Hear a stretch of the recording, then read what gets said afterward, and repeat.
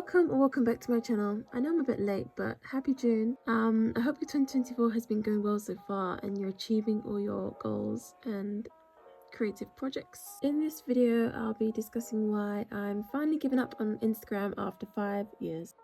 I'll be going over my toxic relationship with Instagram, then my practical issues with the app, and what platform I'll be prioritizing instead. So I started Instagram in May of 2019 when I was 14. Funnily enough, I didn't like it at first. It was so fast paced and there was so much going on that I impulsively deactivated my account before later deciding to eventually come back and give it another chance. Things started out pretty well when I first started posting. Back then you could see how many profile visits you had at the top of your page, and I was actually up in the hundreds. I was really surprised. I started out posting a little bit of OC art. OC means original character art, and then I started posting some fan art and joining Draw This in Your Style challenges, and within a year I had 300 followers and was having a really fun time with my art friends. In summer 2020, Reels were introduced for Instagram, and then followed the pressure from Instagram for users to create Reels to help grow their account.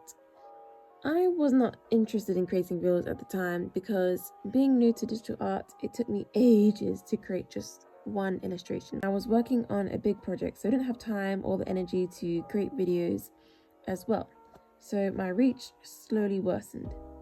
Despite having hundreds of followers, very few of them would see my posts. It seemed like every other month, artists would be sharing posts about ways to quote-unquote hack the algorithm and how to grow your account. The main piece of advice was to post as often as possible.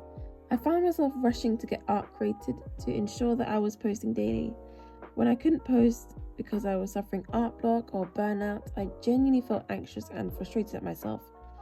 And when I could post, I was disappointed with how my art looked. For a period in 2021, I managed to push myself to post more regularly. My art had slowly started to improve, so I had a little confidence boost. However, things went downhill in 2022. 2022 was a particularly difficult year for me, and I was not posting consistently at all because of so much going on in my life. I eventually decided to make another art account sometime later in the year. I'd seen some of my fellow artists do this, so I tried it for myself. The plan was to see if having another account would generate better reach. It didn't change anything. My reach was still poor on both accounts, so I scrapped that plan and got rid of the account that I had tried to use instead. So then I decided to wipe my main account of quote-unquote ghost followers, that's what they're called, to see if that would help. It was tough because I'd hoped to reach 1K by the end of 2022, and I ended up removing nearly 500 inactive followers and went down to around 200 followers. But this didn't change anything either. If anything, my reach became worse. Early 2023, I decided to just deactivate Instagram temporarily. I had enough of the burnout. I stayed with Instagram for nearly 4 months, and it honestly felt amazing. No more pressure, no more trying to hack the algorithm, and no more flop reels. I was able to give myself time to go over the basics of art and be experimental with my art style. Because I missed my friends, I did come back eventually, and also I came back with the intent of giving Instagram one last chance. After a period of rest, I felt ready and refreshed. I was going to try and do exactly what Instagram wanted me to do. I was going to try posting every other day consistently. Stories, reels, posts, carousels. I wanted to at least try. Once again, I was looking up articles and watching tutorials on how to grow my page. I would follow various accounts that talked about how they miraculously went from 3k to 100k in months. I subscribed to social media guides and newsletters, and I commented under as many artist support posts as I could. I tried creating trendy reels and was even thinking of paying for Instagram to boost my posts. None of these things helped. Sometimes I'd be on the verge of tears when I saw a piece that I had put so much effort into flop so badly, or if I saw that I had lost even a few followers. I was seriously becoming obsessed with the numbers game. I was creating for the purpose of getting that buzz from likes, comments, and shares. I started hating my work and feeling like there's something wrong in my art. Countless times I quote-unquote restarted my page, meaning I would archive most of my old work and tried to change the art style in something that would surely grab people's attention and make me go viral. And I would finally be up there with all these other popular artists. That's what I wanted so bad. I really just wanted my own fan base. But my capabilities could never match what I imagined in my mind, which made me even more frustrated. I had to let go. By the grace of God, I was able to. I've stopped envying other artists who have a higher following than me, and I've learned to be grateful for the art friends that I have and the little community that I'm in. And I've just been posting when I can and going at my own pace since then. I also unarchived all my old work instead of hating it and trying to hide it. And I just try to be less harsh and critical of myself now. So here are my practical issues with Instagram in terms of how the website works. So we have the TikTokification of Instagram. The pressure to create reels. Instagram, the photo sharing app, values video content more than simple posts now in its attempt to be like TikTok. It's so annoying how much they push it. For example, I'm creating a highlight and there's the reminder that I can turn highlights into a reel. I want to simply say thank you to someone who commented on my art post, and then there's a pop-up reminder I can reply to that comment with a reel. Reminder that I can remix a reel that I've seen or use a template. And here's the thing, I've only ever had one reel do well. Just one after 2 years of trying. Most of the time my reels do worse than my posts, or I lose followers from them. So why should I invest time and energy into creating something that gets me worse off? No breaks allowed. I don't want to be on Instagram every single day. But if I take one small break, then I have to come back and work extra hard to get back on Instagram's good side. It feels like I have to make consistent use of all of Instagram's features, as I mentioned. Stories, notes, add yours, reels, static posts, posted music, carousels. It's not achievable for me. Confusing feed. Instagram's non-chronological feed is one of the most talked about issues when it comes to Instagram from what I've noticed. Instead of simply showing your followers' posts in chronological order, you're instead showing posts from the most random dates at the top of your feed, as well as suggested posts, third posts, and reels from accounts you're not even following. There is a way to deal with this though. All you have to do is press on the Instagram icon on the left side of the Instagram app, and then you press following, and it shows your followers' posts in the right order. Or you can add people to your favorites list so they're more likely to show up higher in your feed.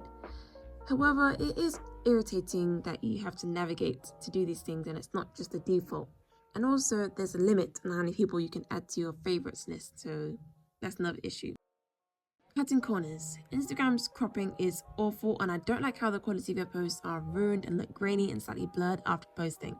This is the worst thing for me when I was starting out digital art, because I was really struggling with how my art looked. It already looked weird, and Instagram made it look even worse.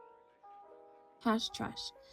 Recently, Instagram had an update where you can no longer see recent posts in whatever hashtag you type in. They just show the top posts in the hashtag.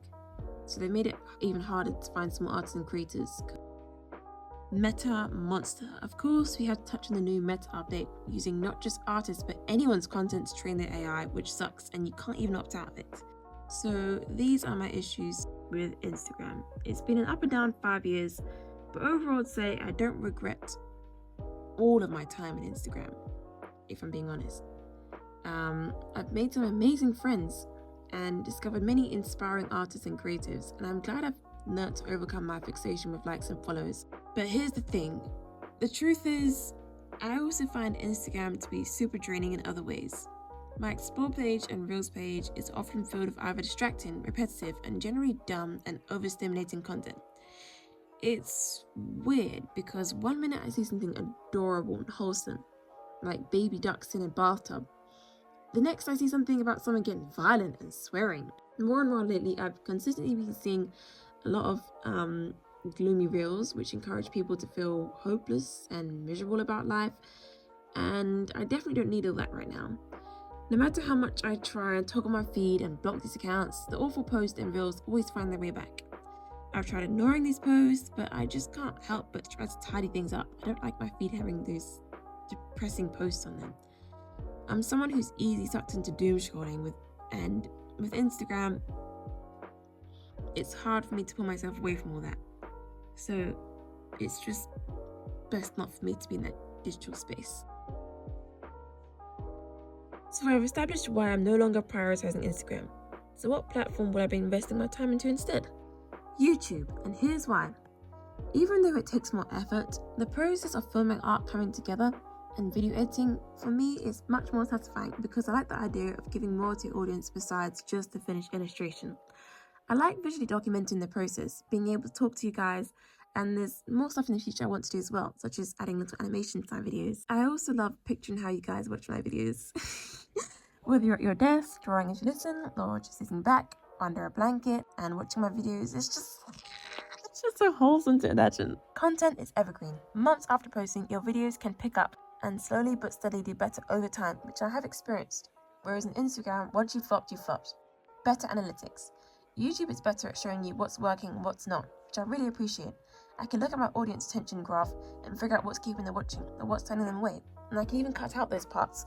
Shorts are better than Reels. Remember how I mentioned Reels did nothing but make things worse for my account? Well, here's the funny thing. YouTube Shorts have been the opposite for me. They've helped my channel immensely. Potential to generate an income. I would definitely love to be able to make money doing what I love, which is creating art. I'm a long way from reaching the monetization threshold, but I'm working at it. Now, I know at the end of the day, no social media is perfect, especially for artists. I'm not trying to force you to quit anything or use other thing. I'm just speaking from my experience. What works for you is what works for you. If Instagram works for you, then I'm happy for you. But for me, I'm no longer going to be trying to grow my account. I'm no longer going to try and I'm just not wasting my time anymore. So yeah, feel free to let me know your thoughts. You can let me know what social media you like to use, what social medias you don't like to use. And yeah, I hope you have a great rest of the month. I'll see you guys soon. Bye bye.